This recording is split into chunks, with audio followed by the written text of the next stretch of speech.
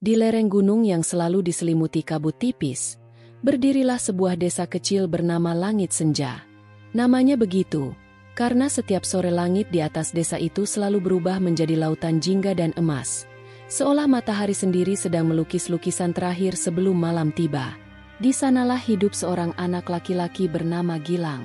Umurnya baru menginjak 13, namun pundaknya sudah memikul beban lelaki dewasa. Sejak ayah dan ibunya meninggal karena wabah bertahun lalu, Gilang hidup seorang diri, menempati gubuk kecil peninggalan keluarganya.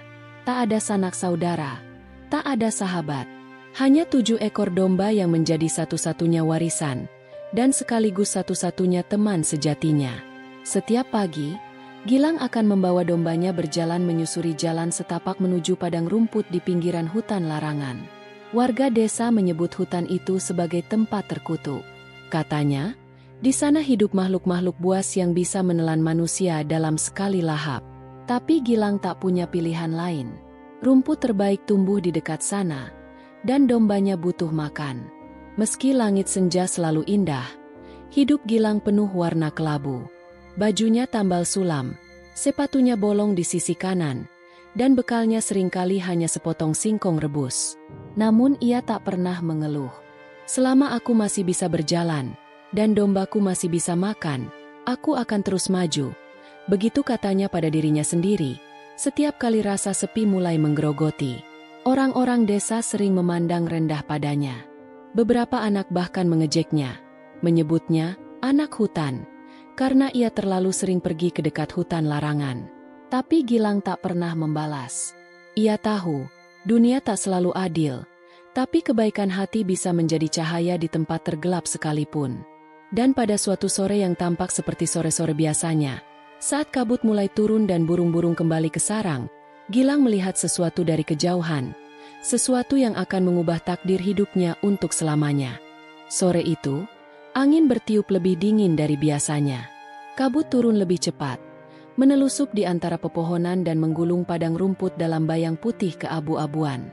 Gilang sedang duduk di atas batu besar sambil mengeluarkan bekalnya, sepotong singkong rebus dan air dari bambu kecil. Di sekelilingnya, domba-domba mulai mengembik pelan, gelisah. Tiba-tiba, seekor domba yang paling kecil, si putih, berhenti makan dan menatap tajam ke arah semak-semak. Lalu satu persatu domba lainnya mulai mendekat ke Gilang, membentuk lingkaran seolah ingin berlindung. Gilang berdiri, tubuhnya menegang, matanya menyapu ke sekeliling. Lalu, ia melihatnya. Dari balik kabut tebal, di antara semak berduri dan akar pohon besar, sepasang mata menyala seperti 2 buah bulan purnama. Diam, tajam, dan dalam, menatap langsung ke jantung keberanian Gilang. Sosok itu mulai bergerak maju, perlahan.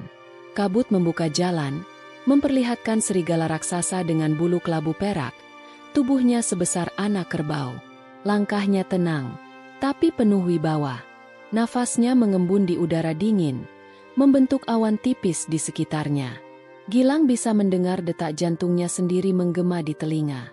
Namun serigala itu tidak menggeram, tidak mengendap, tidak menunjukkan taring. Ia hanya berdiri, menatap, seolah ingin mengatakan sesuatu, tanpa kata-kata. Waktu seolah berhenti, angin pun diam. Lalu, setelah beberapa detik yang terasa seperti seabad, serigala itu menundukkan kepalanya sedikit, lalu berbalik, dan menghilang kembali ke dalam kabut, tanpa suara, tanpa jejak. Gilang terdiam, matanya tak berkedip. Domba-dombanya mulai tenang kembali, tapi hati Gilang masih bergetar. Bukan karena takut, tapi karena rasa penasaran yang membakar. Siapa atau apa serigala itu, dan mengapa ia tak menyerang? Hari itu, untuk pertama kalinya dalam hidupnya, Gilang merasakan sesuatu yang aneh. Sebuah ikatan, sebuah perasaan asing, yang akan membawanya pada persahabatan teraneh sekaligus paling setia dalam hidupnya. Sejak pertemuan itu, hari-hari Gilang tak lagi sama. Setiap sore, saat kabut mulai turun dan langit berubah jingga, ia akan membawa dombanya ke tempat yang sama, di dekat pohon beringin tua yang akarnya menjulur seperti tangan-tangan raksasa. Dan, serigala itu, Makhluk megah berbulu kelabu perak mulai muncul kembali. Awalnya hanya mengintip dari jauh, lalu duduk diam, lalu semakin dekat. Gilang memberanikan diri memberinya nama Bulan, karena matanya bersinar seperti cahaya purnama yang menembus malam tergelap. "Kalau kamu memang mau menyerang," gumam Gilang suatu sore, "aku tak bisa melawan. Tapi, entah kenapa aku rasa, kamu bukan datang untuk menyakitiku." Bulan tak pernah bicara, tapi setiap tatapannya seperti memahami. Ia duduk tenang saat Gilang berbicara, dan kadang bahkan memiringkan kepala, seolah sedang mendengarkan cerita anak manusia kecil yang terlalu tabah untuk usianya. Hari berganti minggu. Bulan mulai mendekati Gilang. Mereka saling berbagi makanan, singkong, remah roti, sisa ikan asin. Gilang bahkan pernah tertidur di bawah pohon sambil bersandar pada perut Bulan yang hangat dan lembut seperti kasur jerami. Suatu hari, saat kawanan anjing liar menyerbu padang rumput, Gilang tak sempat menyelamatkan semua dombanya. Ia berlari, berteriak, mengangkat tongkat, tapi jumlahnya terlalu banyak. Dan saat semuanya tampak akan berakhir buruk, Bulan melompat dari balik semak, mengeluarkan suara raungan yang membuat seluruh hutan bergema. Anjing-anjing itu kabur tunggang langgang. Dari hari itu, domba-domba Gilang tak lagi takut pada Bulan. Mereka bahkan mulai mendekat dan tidur di sekelilingnya. Sesuatu yang tak masuk akal bagi dunia, menjadi hal yang paling masuk akal bagi hati. Namun di balik kedamaian itu, Gilang tahu, persahabatannya dengan makhluk dari hutan larangan pasti akan membawa konsekuensi. Dunia manusia jarang memahami keajaiban. Mereka lebih cepat menghakimi daripada mencoba mengerti. Tapi Gilang tak peduli. Ia hanya tahu satu hal, untuk pertama kalinya dalam hidupnya, ia tidak merasa sendiri. Suatu pagi yang dingin, langit tertutup mendung kelabu. Kabut belum sepenuhnya mengangkat diri dari permukaan tanah saat Arman, anak kepala desa, berjalan mengendap-endap di balik semak. Ia penasaran, mengapa Gilang, si anak miskin penggembala itu, tak pernah kehilangan dombanya meski menggembala dekat hutan larangan? Ia mengintai dari jauh, menahan nafas. Lalu, ia melihatnya. Sosok itu muncul, seperti biasa, dari balik pohon tua. Serigala raksasa, tubuhnya bersinar samar, bulunya berkilau diterpa cahaya pagi. Dan yang membuat Arman tercekat bukan hanya ukurannya, tapi kenyataan bahwa makhluk itu tidak menyerang. Ia melihat Gilang tertawa pelan, duduk di dekat serigala itu, mengelus lehernya seolah mereka sahabat lama. Domba-domba mengembik tenang di sekitar mereka. Tidak ada ketakutan, tidak ada kekacauan. Hati Arman dipenuhi dua hal, takut dan iri. Ia kembali ke desa, wajahnya pucat, namun suaranya lantang saat ia memanggil orang-orang. "Aku melihatnya." Anak itu bersahabat dengan monster, serigala dari hutan larangan. Itu sebabnya dombanya aman. Ia membuat perjanjian dengan iblis. Kabar menyebar secepat api membakar alang-alang kering. Orang-orang berkumpul. Beberapa membawa obor, beberapa membawa golok. Mereka tak lagi melihat Gilang sebagai anak yatim. Bagi mereka, ia kini ancaman, kutukan, titik gelap yang harus disingkirkan demi keselamatan semua. Malamnya, Gilang pulang ke gubuk kecilnya dan mendapati puluhan warga telah menunggunya. Di tengah kerumunan, Arman menunjuknya dengan sorak keras. "Ayo tunjukkan serigalamu, penyihir kecil." Gilang menggeleng. Dia tidak jahat. Dia bukan monster. Tapi mereka tak mendengarkan. "Aku melihatnya sendiri," teriak Arman. "Kita harus mengusirnya sebelum desa ini dikutuk." Wajah Gilang memucat. Ia tahu, tak ada kata yang bisa menyelamatkannya. Orang-orang yang dulu diam kini jadi penghakim. Dan malam itu, tanpa kesempatan membela diri, tanpa pelukan perpisahan dari rumah kecilnya, Gilang diusir. Dengan tas tua di punggung, domba-domba yang mengikuti di belakang, dan hati yang remuk, ia melangkah ke kegelapan malam. Dan di ujung jalan desa, berdiri sosok besar dengan mata bercahaya. Bulan telah menunggu. Langit malam itu kosong, tak ada bintang. Hanya awan gelap yang menggantung rendah seperti tirai duka. Gilang berjalan pelan. Langkahnya berat di atas tanah berbatu yang dulu ia kenal sebagai rumah. Tapi malam ini, tempat itu tak lagi punya arti. Warga desa, yang dulu hanya dia melihatnya menderita, kini bersatu untuk menolaknya. Tangannya menggenggam tali domba-domba yang gelisah. Matanya sembab, tapi ia tak menangis. Tidak di depan mereka.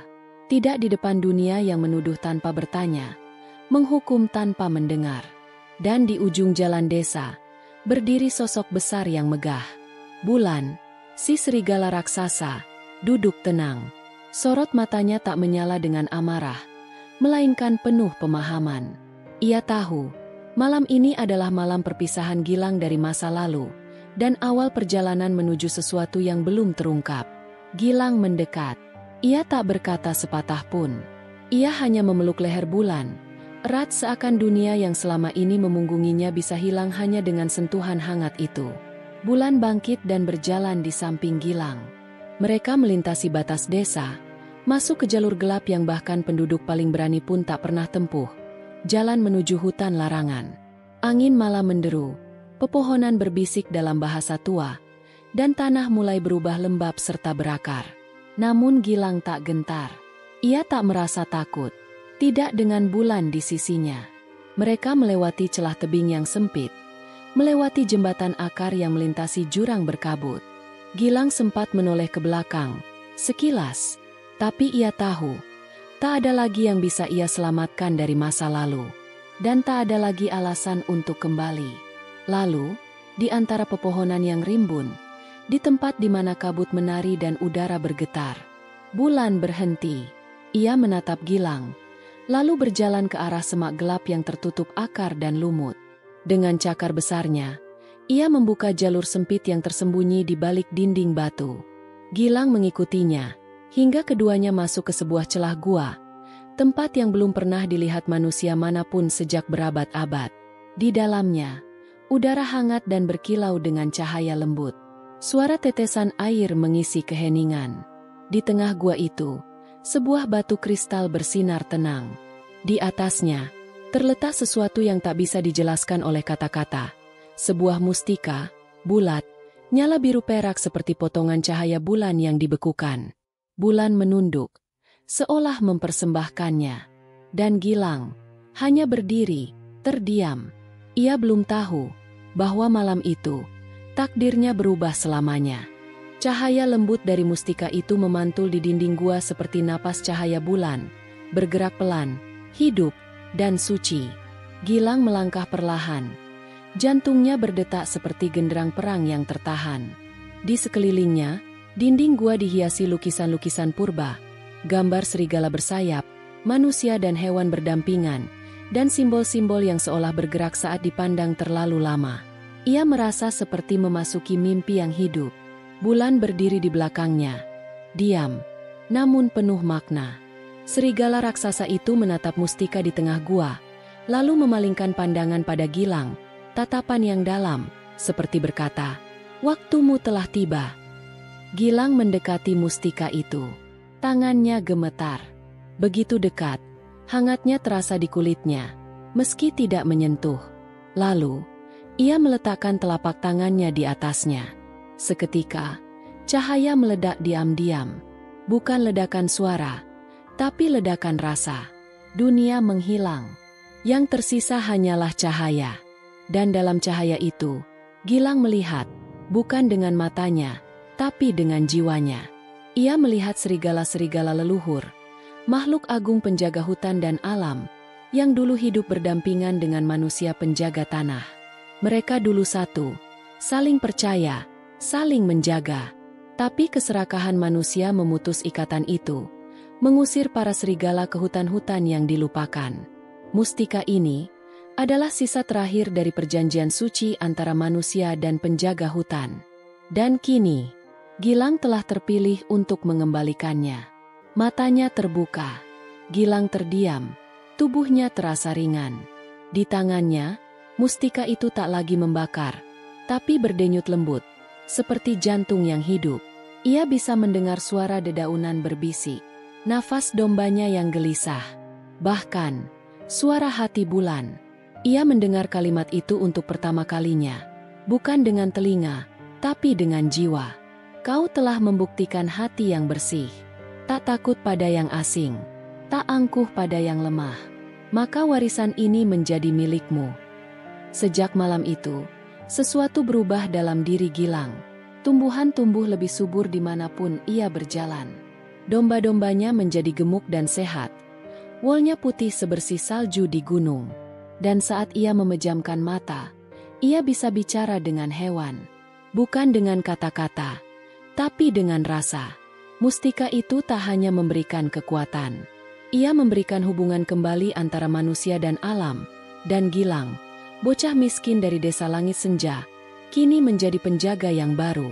Hari-hari berlalu, namun waktu terasa seperti berhenti bagi Gilang. Ia kini tinggal di hutan bersama Bulan, sang serigala penjaga, dan domba-dombanya yang makin sehat dan banyak. Sejak menyatu dengan mustika serigala, setiap langkah Gilang membawa kehidupan. Setiap sentuhannya menumbuhkan rumput baru. Setiap niat baiknya disambut semesta dengan keajaiban kecil yang terus tumbuh.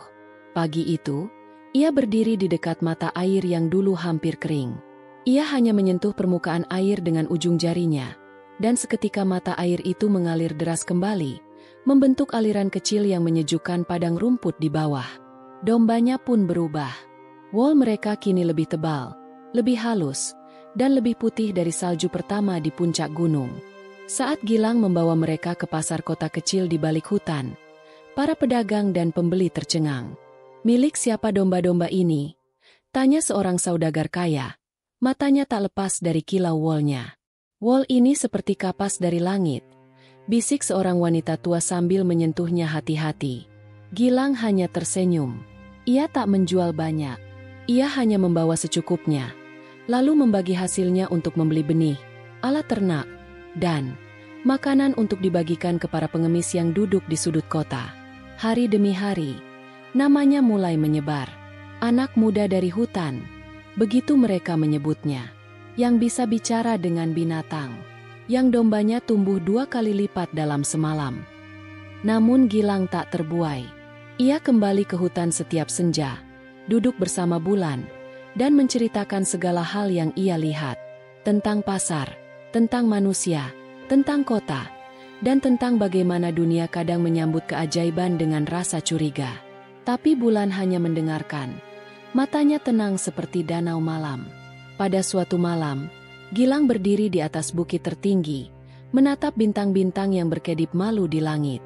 Ia menggenggam mustika itu, dan berjanji dalam hati, "Aku tak ingin kekayaan. Aku tak butuh pujian. Yang aku ingin, hanyalah menjaga, seperti yang dulu kalian lakukan sebelum dunia lupa cara mencintai hutan." Dan sejak malam itu, Gilang bukan lagi pengembala biasa. Ia telah menjadi sesuatu yang lebih besar. Penjaga, penyembuh, penghubung antara manusia dan alam. Waktu berjalan cepat seperti angin gunung. Tak bisa ditahan, tak bisa diulang. Hanya dalam beberapa musim, Gilang si penggembala miskin berubah menjadi sosok yang dikenal hingga ke pelosok desa dan kota. Orang-orang datang bukan hanya untuk membeli wool ajaib dari dombanya, tapi untuk melihat siapa sebenarnya anak dari hutan itu. Ia yang dulu ditolak, kini dihormati. Namun meski kekayaan mulai mengalir seperti mata air abadi, Gilang tetaplah Gilang. Ia tinggal di rumah kayu sederhana di tepi hutan, dikelilingi ladang hijau dan kandang domba yang luas. Ia tak pernah membangun istana, tak pernah mempekerjakan penjaga. Ia malah membangun pondok-pondok kecil di sekeliling tanahnya, untuk para fakir miskin yang kehilangan tempat tinggal. Setiap pagi, ia bangun saat embun masih menetes dari daun. Ia memberi makan domba, membersihkan kandang, menyiram tanaman. Dan jika ada orang sakit datang padanya, ia akan menyentuh mereka dengan tangan hangat, dan menyembuhkan luka yang tak sanggup disembuhkan oleh tabib kota. "Bagaimana caranya kau jadi seperti ini?"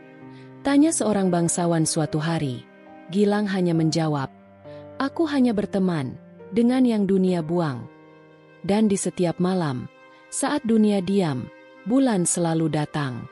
Ia akan duduk di bukit kecil di belakang rumah Gilang, dan mereka akan menatap bintang bersama, dalam sunyi yang tak perlu dijelaskan. Kadang bulan membawa rusa kecil yang terluka, atau anak kelinci yang terjebak duri. Gilang akan mengobati mereka, lalu melepaskannya kembali ke alam. Itu tugasnya sekarang, menjaga, bukan memiliki. Sampai akhirnya, berita tentang Gilang sampai ke telinga orang-orang yang dulu mengusirnya. Desa Langit Senja mulai bertanya-tanya. Anak yang mereka tolak, kini menjadi cahaya yang menerangi begitu banyak hidup. Dan untuk pertama kalinya, mereka merasa malu. Dan di balik semua itu, Gilang hanya tersenyum. Ia tak menunggu permintaan maaf, karena hatinya sudah memaafkan. Sejak malam ia pertama kali berjalan dalam gelap bersama bulan. "Kalau aku bisa hidup lagi," katanya suatu sore kepada seekor burung kecil, "aku tetap akan memilih jalan yang sama. Karena kadang, ditolak dunia adalah satu-satunya cara untuk menemukan tempatmu yang sesungguhnya." Suatu pagi yang terang, ketika kabut belum sempat turun dan burung-burung berkicau riang dari pucuk-pucuk bambu, rombongan dari Desa Langit Senja terlihat berjalan menuju hutan. Kepala rombongan itu adalah seorang lelaki tua, kepala desa yang baru. Di belakangnya, beberapa warga berjalan pelan dengan wajah cemas. Termasuk di antaranya Arman, anak kepala desa terdahulu, yang kini menundukkan kepala lebih dalam dari siapapun. Mereka datang bukan untuk membeli wol, bukan untuk meminta kesembuhan. Mereka datang untuk meminta maaf.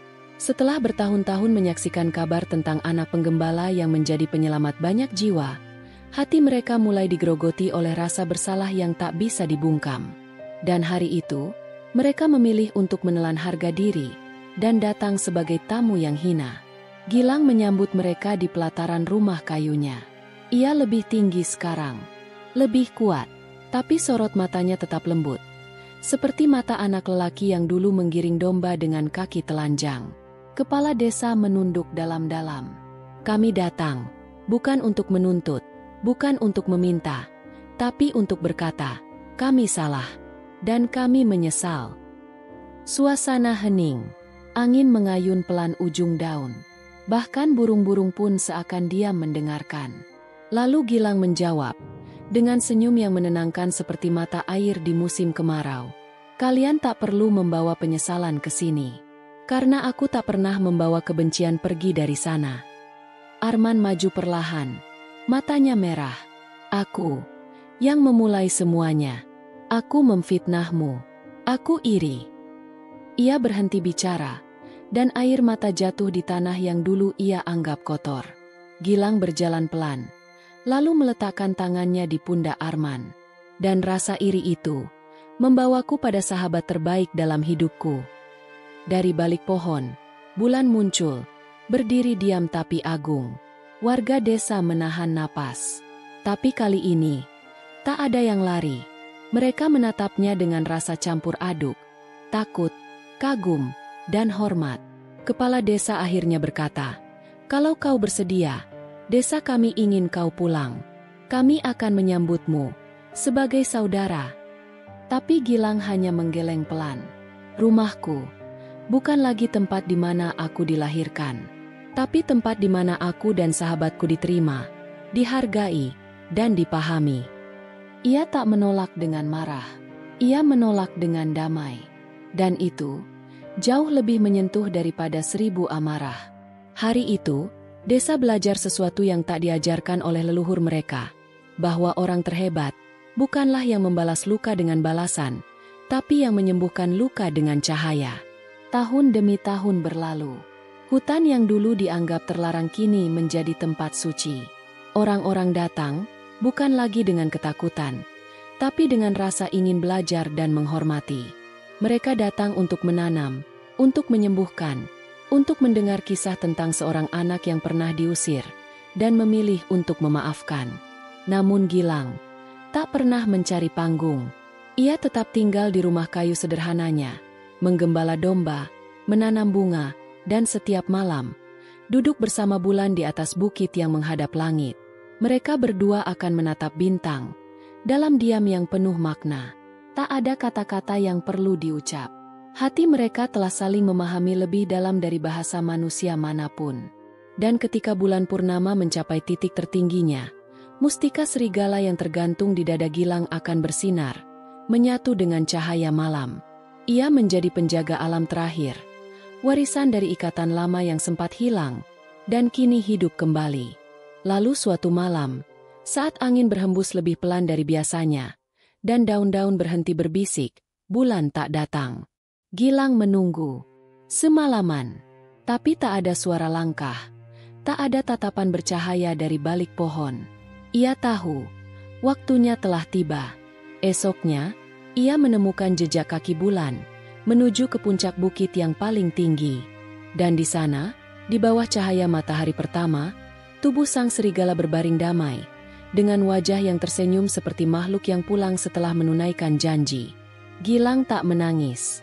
Ia hanya duduk di samping sahabatnya, memeluknya dalam diam, dan menatap langit. Ia tahu, ikatan mereka tidak berakhir di sini. Dan sejak hari itu, dua bayangan tak lagi terlihat di atas bukit itu setiap malam. Namun setiap anak-anak dari desa dan kota yang lewat, selalu mendengar cerita dari orang tua. Dulu, di bukit itu, ada seorang anak dan seekor serigala. Mereka bukan hanya sahabat. Mereka adalah pelindung dunia.